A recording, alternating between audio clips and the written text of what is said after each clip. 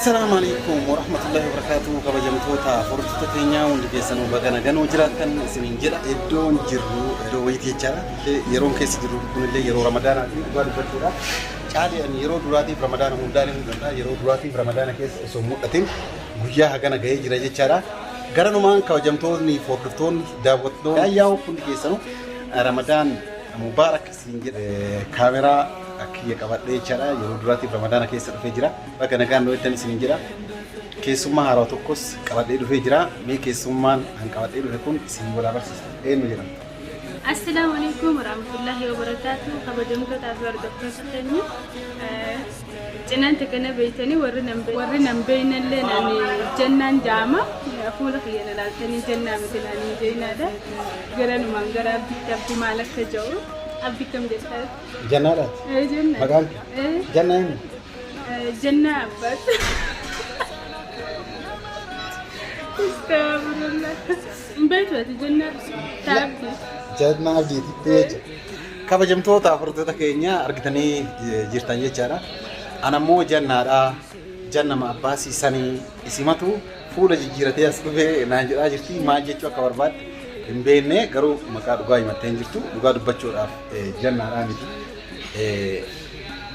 isinitti qoosu bakka isin akkana jetti nan beeka mee ammoo son qoosin taruga maqaan kee Okay, ani maqaan kiyya kan duga sini muga daawwattoota afaan malee daawwattoota inna maqaan kiyya kan duga Caalii Jaama Caalii Abdallah Sheikh Muhammad Hajiitiin jedhama ila buturbatillee lakkaayyo jettunan lakkaaya maaliif siifa son kan daawwattoota keenyaa fi waan kana keeku dhalattuu Harargee Lixaa magaalaa Hirnaati amma fanin argamu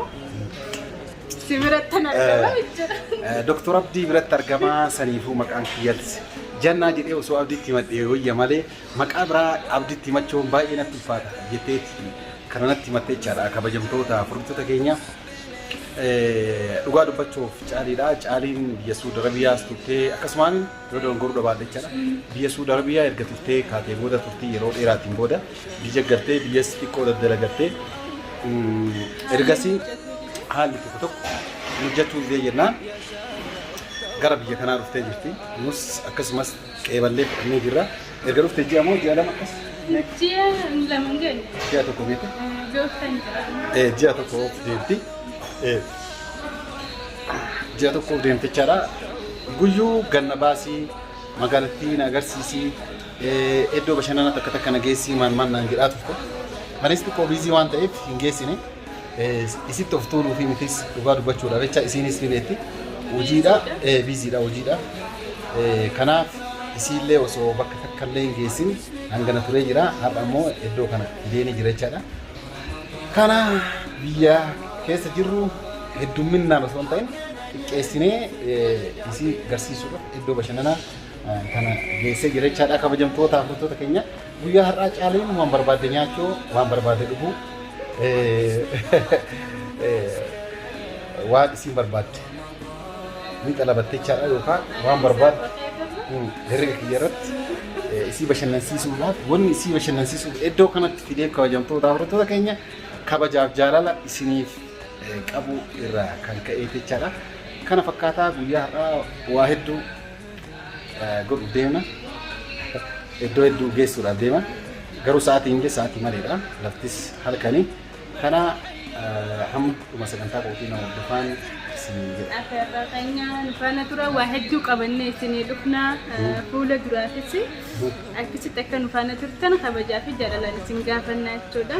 Nufaana tura isin anaaf olleen waa hundee ni agartanii Caalii fi Abdii maaliif wajjin deemanii maaliif kophaa wajjin gabbahanii warri jettanii fuulduraaf waa hedduu arguu ta'isanii. Nuti mufatina ga'e. Mee maal arguuf ta'an maal Caalii maal yaadde anaan ammoo na bashannansiisii ganna baasetteetumaan jetteetumaan na waamtee akkas jetteetumaan na waamtee si faana gadi bahe maaliif akkas jettaa? Abdii wantoota duratti hin kaadin qaamaa. Laa dhugama hin kaamee maal? Abdiin kaameraan irra dhaabbannaan innuma akka agartee dubartii takka takka namni qaanfatu tokko hin jiru gaachas godhata.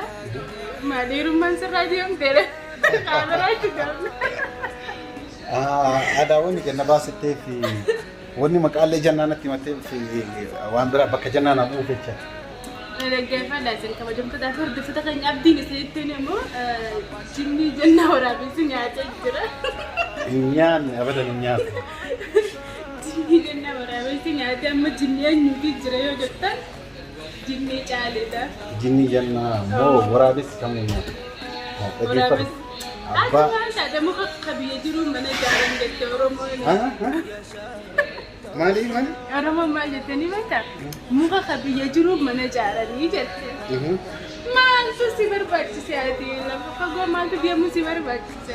Wallahi. Ayi, maata galee nan gootu. Dhageettanii jirtanii kabajamtoota furditoota keenya. Jannaan si biraa fagaattee jirti. Jinnii jannaa immoo nuus keessaa baasnaa jedhaa jirti jechaadha. Ka jannaa achumatti dhiisnee anammoo isii bashannansiisuudhaaf baasee jechaadha. Kabajamtoota hordoftoota keenya. Yeroo waa nyaannu waan adda addaa kan yeroo waa nyaannu waa dhugnu viidiyoo isin waraabuu dhabuu ni mala jechaadha. Kanaaf Maaliif lafa kana arabaa itti baay'ata? itti baay'ata. Dhugaa dubbachuuf amma dursinee waan dhufne malee daqiiqaa muraasaan booda bakki kun ni guuta. Bakki kun maal fakkaata? Akkuma gartan jechaadha. Namoonni hedduun karaa kan deddeemu dubartoonnis seera biyya kanaa keessatti dubartoota waraabuun dhoggaadha. Nus ammoo dirqama biyya namaa jiraanne jechaadha. Seeraa feera biyyattii takka eegnee naamusaan waan dadannu san naamusaa osoo naamusan cabsin waraabuun hojjechuun dirqama keenya waan ta'eef jechaadha. Kabajamtoota hordoftoota keenya isinillee taanaan biyya jirtanitti seeraa feera biyya tokkoo eeguun dirqama jechaadha. Biyyi tokko mush biyya namaa duwwaa osoo hin taane Bisaanuma fakkaata. laa san qofaayyuu miti biyyuma Itoophiyaallee yoo jiraatte seeraa feera biyya sanii eeddee yoo seeraa feeraan deemte seeraa heeraa waa gaafachuu dandeessa jecha. Osoo yaadachiiste asirratti nuti amma biyya namaa jirra. Itoophiyaa biyya abbaa keenyaa kan itti dhaladde sanittu iddoo malee kaameraa fudhadhee dhaqeetan wallahi guyyaa sagalin hidhame wallahi billahi jechuudha. Seeraan ala waraabuu ni ta'u. Akkamitti waraabdaa naan jedhanii guyyaa sagal na hidhan jechuun kan biyya namaa keessatti baay'ee nu barbaachisa of eeggannoo maaliif of eegganii? Bakka hundatti kan laa sanii miti kabajamtoo dhugaa amma isiin illee dabaltee jirti. Yoo heeraaf seeraan deemte warakkoon tokkollee yoo sirra dhufe heeraaf seeraan waa gaafachuu dandeessa. Ofiif heeraa seeraa ka waan gaafatin heeraaf seerri anaaf maaf hin dalanne jettee waa gaafachuu atuu bakka waa gaafattu hin dhaabanne eessaa waa gaafachuu dandeessa. Nama seera eegetu seerri kun naan kana yoo jechuudha dandeessa. Jalqabaa karaafuu bakka hundattuu iddoo geenne hundattuu seera kabajuu naamusaa waan namni hin jaalanne dalaguu dhabuun gaariidha. Kana keessa immoo dubbii anaaf caalii keessa ergaa xiqqoo isiniif fakkaatu keessisii guddoodhaan. Kanaafuu keessattuu warroonni yuutuubaroota taatan biyyoota garaagaraa jirtan keessattuu warroonni lafaa dhufan ammoo namoonni waan amma hin jedhe kana hin beekne hedduu jiran nu wajjin warri dalagan warra waan kana hin beekne hedduu jira jecha. Kanaaf naamusa wanna tokkoo eeguun si'iif barbaachisa jecha. Namoonni gurguddaan hojii kan kee ilaaluu danda'a waan adda addaati jira. Kana isiniin kenna viidiyoolee isinitti dheeressuun barbaannu kabajamtoota hordoftoota keenya ramadaana keessa yeroo duraatiin abdiin gara alaa bahee kunoo kaameraa harka isaatti qabatee isin waraabee jira. Hordoftoonni keenya yeroo baay'ee jechaadha. Karaa keessaatiin naa bilbilanii abdii eessa jirta? Maaliif eessa baddee maaliif viidiyoon waraabuu dhabdee ramadaana kana keessa isin argirre waan adda jedhaa turani. Dhugaa keessanii ramadaana kana keessa qofaa miti ji'a lamaaf akkanaan badee turan yeroo takka viidiyoo asiin dura waraabee tokkiin gadhiiseen alatti viidiyoo ta waraabne yeroo waan saba keenyallee hojjechuu qabnu waan guddaa sun hojjetin hambisneellee ni jira. Kanaafillee uummata keenya gara waan ifama gaafachaa maaliif namni miidiyaa qabu tokko waan guddaa saba tokkoof hojjechuu danda'a jechaadha. Baduun gaarii miti ni lallaaffannee dhugaadha. Waan nu ni lallaaffannee wani lallaafanneef illee booda kan isinii himu ta'uu jechaadha kabajamtoota hordoftoota keenya. Qophiin bashannana keenyaa akkuma itti fufetti jira. Yeroon illee yeroo ramadaanaa fi waa dhuguun waa maalii godhuun illee hin jiru. Bunaa fi shaayii waan dhugan waan nyaatan waan ta'eef jechaadha. Kana iddoo kanatti dubartoonnis keessummoonni hedduu waan dhufaniif jechaadha. Viidiyoo isinii waraabuu dhabuu waan ta'uuf jechaadha. Obboleettii keenya olii gad oofee bashannansiisee gara manaatti galchee ofirraa gara manaa kiyyaattis gara jechaadha. Kana amma sirra deebi'uun amma sagantaa gootii na hordofaa isin jedha warri viidiyoo kana jaalatan laayik godha yaada keessan karaa koomentii barreessaa isin jenna. Ganaan bannuu ni mul'anna. Garaan bannu ni mul'isa.